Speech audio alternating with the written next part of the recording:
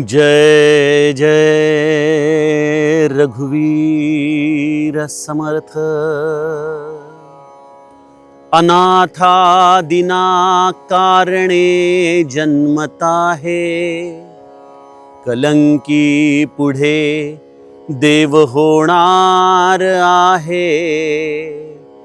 तया वर्णिता सिणली वेदवाणी, नुपेक्षी कदा देव भक्ताभिमानी। जय जय रघुवीर समर्थ। श्रोता वक्ता श्रीराम समर्थ। जय जय रघुवीर समर्थ। श्रीराम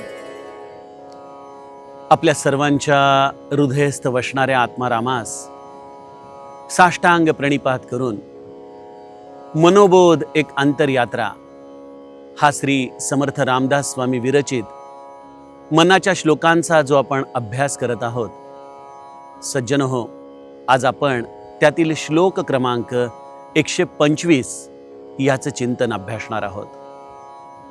परशुराम भगवंताच्या परम पावन स्पर्शाने ही पुनीत अशी कोकणातली भूमी आणि त्याही अत्यंत परम पवित्र अशा भूमीमध्ये समुद्रकिनारी आज या मनोबोधाचं चिंतन आपण करत आहोत।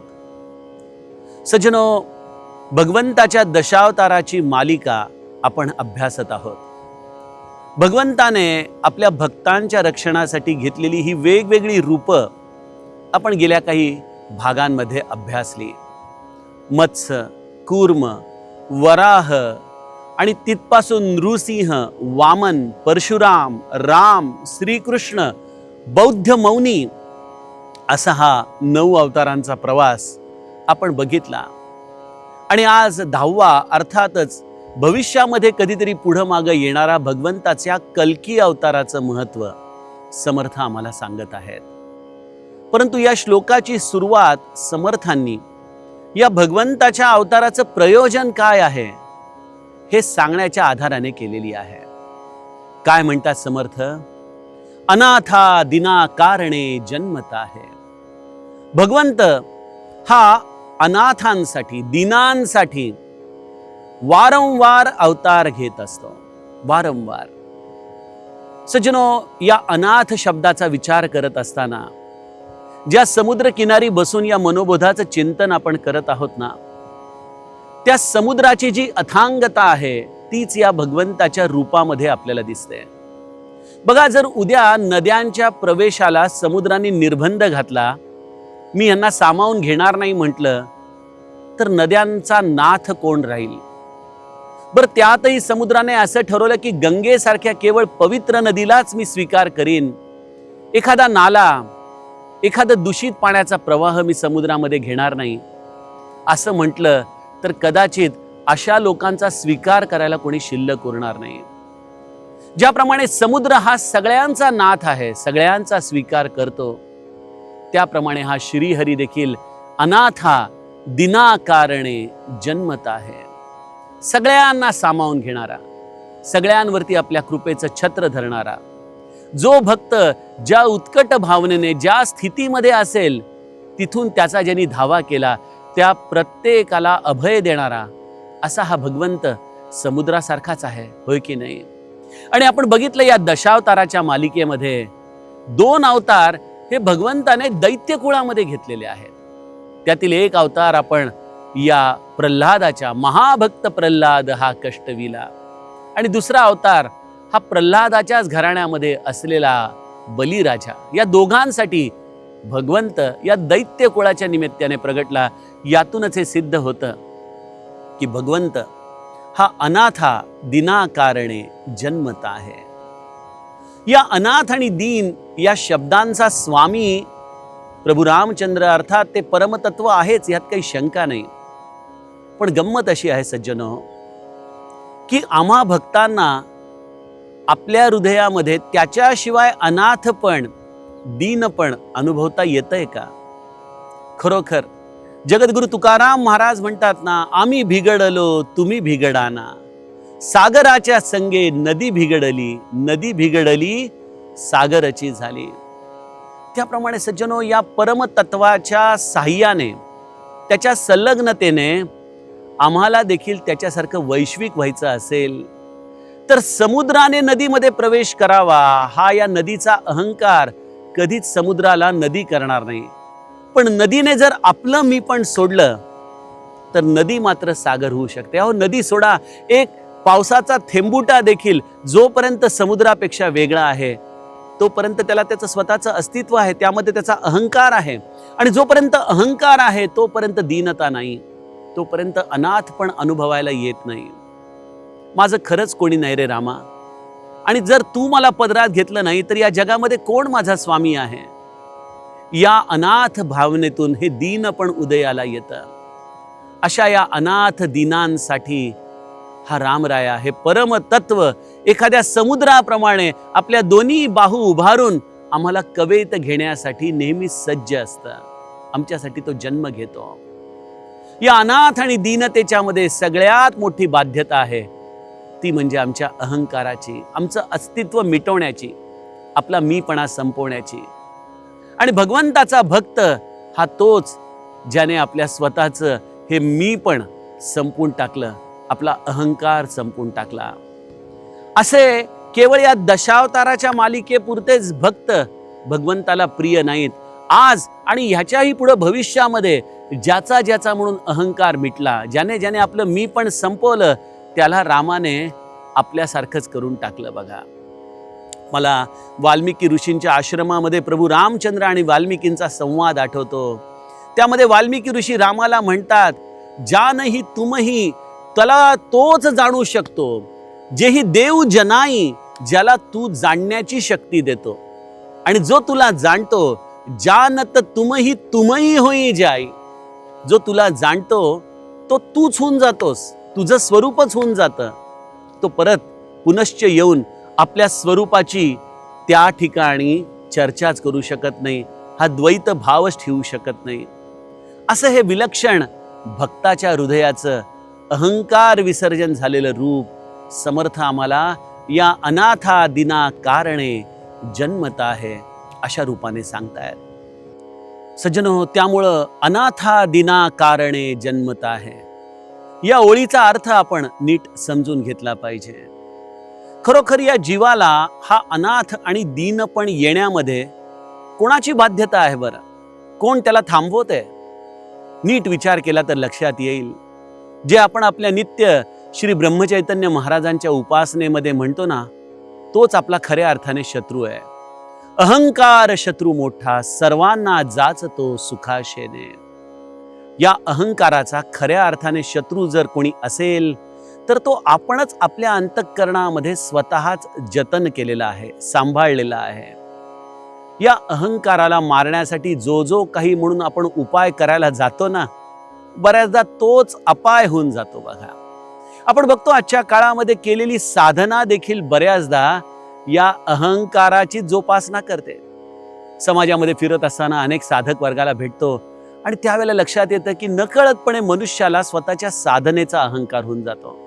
वाचलेल्या ग्रंथाची बौद्धिकता त्याच्या अहंकाराला कित्येकदा खतपाणी घालून जाते. सज्जनो, अहंकाराला विसर्जित करण्याचा एकच मार्ग आहे. नदी स्वतःचं अस्तित्व विसरते तेव्हा सागर होऊ शकते. जीव स्वतःचं जीव पण जेव्हा सोडेल ना, त्याच वेळेला त्याला या समुद्राची अथांगता प्राप्त होईल. आणि हे आपलं अस्तित्व संपवण्यासाठी अनाथपण, दीनपण येणं गरजेचं आहे. हे जीवपण संपवणं म्हणजे तरी नेमकं काय आहे? खरं तर या जीवपण नावाच्या स्थितीला अस्तित्व तरी आहे का हो? आपण श्री महाराजांच्या आरतीमध्ये दररोज म्हणतो ना, मी जीव हा भ्रम द्वैत पसारा. खरं तर जीवाला हे स्वतःचं अस्तित्व त्याने मानणं हाच मुळी भ्रम आहे. कारण की ज्याचं अस्तित्व नाही अशा जीवाने स्वतःचं वेगळेपण या भगवंतापासून मानून ठेवलेलं आहे, स्वतःच त्याच्यापासून अंतर ठेवलेलं आहे.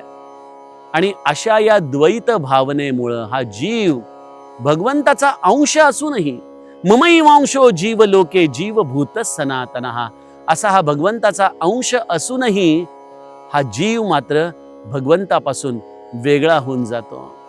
सज्जनो, अशा या जीवाला जर त्या भगवंताच्या मध्ये विलीन व्हायचं असेल तर एकच काम करायचंय, त्याला आपल्या स्वतःचं जीव या भावनेचं अस्तित्व सोडायचंय. ते अस्तित्व सोडण्यासाठी हा भगवंत जो या अनाथ आणि दीनांसाठी जन्म घेतो, सज्जनो, त्या स्थितीमध्ये आपण जायचंय. आपलं अस्तित्वच जणू काही त्या भगवंताच्या चरणी विसर्जित करायचंय. आणि जसं जसं आमचा अहंकार संपू लागेल तशी तशी या भगवंताची विशालता, त्याची व्यापकता जीवाला अनुभवायला येते. आणि ज्या क्षणी जीव त्याच्याशी संलग्न होतो तिथंच त्याचं जीव पण मिटून जातं, स्वतःचं अस्तित्व संपून जातं. आणि अशा या भगवंताचं आपल्याला तिथं प्रचिती येऊ शकते. समर्थांनी या श्लोकामध्ये पहिल्याच चरणामध्ये जणू काही भक्ताची अवस्था आम्हाला समजावून सांगितली. सज्जनो, असं हे भक्ती आमच्या जीवनामध्ये जशी जशी प्रगटेल तसं तसं हे मी पण आमचं संपू लागेल. सज्जनो, परंतु मनुष्याने या कलियुगात जन्म घेतला. हे यंत्रयुग आहे. इथं देव धर्म या सगळ्या संकल्पना जणू काही मनुष्य आज डबघाईला आणण्याच्या मार्गाने घेऊन निघालेला आहे. प्रत्येकाला वाटतं की मी आणि माझं बुद्धी हेच माझं खऱ्या अर्थाने या जगामध्ये जगण्याची मूलभूत अशी मला दिलेली गरज आहे. हीच माझ्याकडे असलेलं भांडवल आहे. मनुष्य श्रद्धा, विश्वास या संकल्पनांना त्यागत चाललेला आहे. आणि त्यामुळे मनुष्याचा अहंकार वाढत चाललाय. या अहंकाराचा सगळ्यात मोठा शत्रू जर कोणी असेल तर तो अवतार आहे कल्की अवतार. असं म्हणतात की या कलियुगामध्ये जेव्हा पातक हे अत्यंत परमोच्च पातळीवरती जाईल, जेव्हा मनुष्य हा सर्व दृष्टीने स्वतःलाच या ब्रह्मांडाचा नायक समजू लागेल, कोण देव कोण धर्म अशा संकल्पनांमध्ये जाईल, तेव्हा त्याच्या अहंकारावरती घाव घालण्यासाठी प्रत्यक्ष महादेव कल्की रूपामध्ये येणार आहे. या कल्की रूपामध्ये येऊन तो या निधर्मी, ज्यांनी भगवंताच्या अस्तित्वाला तिलांजली दिली आहे, अशा लोकांचा स्वतः निपात करणार आहे. आणि सृष्टीमध्ये या कल्की अवताराच्या पश्चात पुन्हा एकदा सत्ययुगाची निर्मिती व्हायला सुरुवात होणार आहे. तो कधी येणार आहे माहीत नाही. गुगलच्या आधाराने गेलं तर काही म्हणतात कल्की आधीच जन्माला आलेला आहे, काही म्हणतात कल्कीला आता येण्यासाठी अगदी कमी वेळ राहिलेला आहे. आणि आमच्या समर्थांच्या आधाराने जर गेलो तर या कलियुगाला संपायला अजूनही प्रचंड अवकाश बाकी आहे. किती अवकाश? 4,32,000 वर्षाचं हे कलियुग आहे. आणि त्यामध्ये इनमीन आत्ताशी 5-5.5 हजार वर्ष पूर्ण झाली आहेत. म्हणजे कल्की अवतार कधी येणार हे खरोखर अगम्य आहे. हे तर केवळ संत जाणू शकतात. परंतु या कल्कीने शत्रूचा निपात करणं अपेक्षित असेल तर तो शत्रू कोण आहे? तो शत्रू आहे माझा अहंकार. आणि मला वाटतं ज्याने आपला अहंकार मोडला त्याच्यासाठी त्याच्यापुरता कल्कीचा अवतार झालेला आहे. त्याच्यापुरता ते मस्तक अहंकाराने जे निरंतर मान वरती काढत होतं ते या कल्की अवताराने त्याचा शिरच्छेद करून टाकलेला आहे. कलंकी पुढे देव होणार आहे असा तो भगवंत या कल्की अवताराच्या आधाराने प्रत्येकाच्या आयुष्यात त्या त्या टप्प्यावरती येईलच. आणि जेव्हा असं लक्षात येईल की या सृष्टीमध्ये अहंकाराचं थैमान हे थोतांड सगळ्यांनाच त्रास देतंय, त्यावेळेला कदाचित सार्वभौम पातळीवरती या कल्कीचं रूप देखील प्रगट होईल. परंतु असं जरी असलं तरी माझे समर्थ आपल्याला या भगवंताच्या लीला गाताना एक अत्यंत महत्त्वाचं सूत्र देतात. जया वर्णिता सीणली वेदवाणी. भगवंताची ही 10 रूपं, त्याच्या या सुरस कथा. सज्जनो, आमच्या रामायणामध्ये गोस्वामी म्हणतात राम अनंत, हरी अनंत, हरी कथा अनंत. हा हरी अनंत आहे, त्याच्या कथा अनंत आहेत. या अनंत कथा गाता गाता काय होतं? तया वर्णिता सीणली वेदवाणी. इथं वेदवाणी देखील या भगवंताच्या अवताराचं महात्म्य गाऊ शकत नाही, त्याच्या लीला गाऊ शकत नाही, ती देखील थकून जाईल. एवढं अनंत या भगवंताचं अवतार कार्य आहे. या भगवंताच्या या सुरस लीला आहेत. आणि या भगवंताने ज्याची आपण सुरुवात समुद्राच्या आधाराने बघितली ना, तो समुद्र जसा आपल्यामध्ये सगळ्यांना सामावून घेतो परंतु किनाऱ्यावरती मात्र प्रत्येकाला शंख, शिंपले, मोती, रत्न हे जणू काही जसं देत असतो ना, मला असं वाटतं की त्याप्रमाणे हा भगवंत देखील स्वतःला त्याला काही नकोय, तो घेतो जन्म, तो केवळ आपल्या भक्तांच्या हितासाठी, तो घेतो जन्म, तो घेतो अवतार, तो केवळ या जगाला कल्याणाचा मार्ग दाखवण्यासाठी. असा हा भगवंत या दशावताराच्या रूपाने या पृथ्वीवरती केवळ प्रासंगिकच आला नाही, तो ह्याच्याही पुढे येत राहणार. तो आत्ताही विद्यमान काळामध्ये नामावताराच्या रूपाने आहेच. आणि ज्याने ज्याने आपला अहंकार मोडला त्याला या दशावतारातल्या कल्कीचं देखील दर्शन ह्याच कलियुगामध्ये होत राहणार. असं हे भगवंताच्या दशावताराचं अत्यंत विलोभनीय दर्शन समर्थ आम्हाला या श्लोकाच्या आधाराने करून देतात. या सगळ्या दशावताराचं मर्म पुन्हा पुन्हा अधोरेखित करावंसं वाटतं की सज्जनहो, जो कोणी या भगवंताचा भक्त होईल, निष्काम भावनेने त्याची भक्ती करेल, ज्याला या भगवंतापासून काहीच नकोय, अशा प्रत्येकासाठी हा भगवंत त्याचा तारणहार होऊन येतो. याचं कारण स्पष्ट आहे की भगवंत हा भक्ताच्या अभिमानाला कधीच खाली पडू देत नाही. भक्ताचं तो निरंतर रक्षण करतो.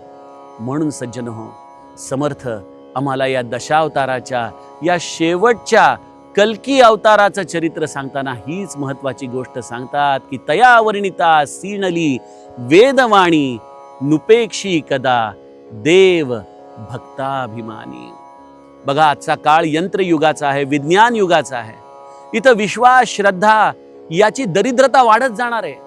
जेवढी जेवढी मनुष्याला साधन सुलभता होईल, जेवढी जेवढी त्याच्याकडे सुबत्ता वाढत जाईल, तेवढी तेवढी त्याची श्रद्धा, विश्वास याची दरिद्रता वाढत जाणार आहे. आजच्या काळामध्ये जर खरं हित असेल तर या भगवंताच्या चरणी आपली श्रद्धा, विश्वास दृढ होण्यामध्ये आहे. ज्याला ही श्रद्धा, विश्वासाची शिदोरी सांभाळता आली, वाढवता आली, त्याच्यासाठी या विज्ञान युगामध्ये देखील भगवंताचं दर्शन, त्याच्या अस्तित्वाची जाणीव हे अप्रूप नाही. आजही त्याला त्याच्या दर्शनाची असलेली त्याची अभिलाषा भगवंत पूर्ण करू शकतो. गरज आहे आपण त्या भगवंतावरती अनन्य भावाने विश्वास ठेवण्याची, आपल्या अहंकाराचा त्याग करून या दीनतेचा उदय आपल्या हृदयामध्ये करण्याची. त्याला जशी ही अवस्था प्राप्त होते तसं तसं भगवंताचं रूप हे त्याच्यासाठी म्हणून प्रगट होत जातं. अशा या भगवंताच्या या कथेमध्ये या रामसुखाच्या आधाराने जीवन जगता येणं ही खऱ्या अर्थाने धन्यता आहे. त्या धन्यतेचं महात्म्य समर्थ आम्हाला पुढल्या श्लोकामध्ये सांगणार आहेत. सज्जनहो, त्याचं चिंतन आपण उद्याच्या सत्रामध्ये बघूयात. जानकी जीवन स्मरण. जय जय राम. जय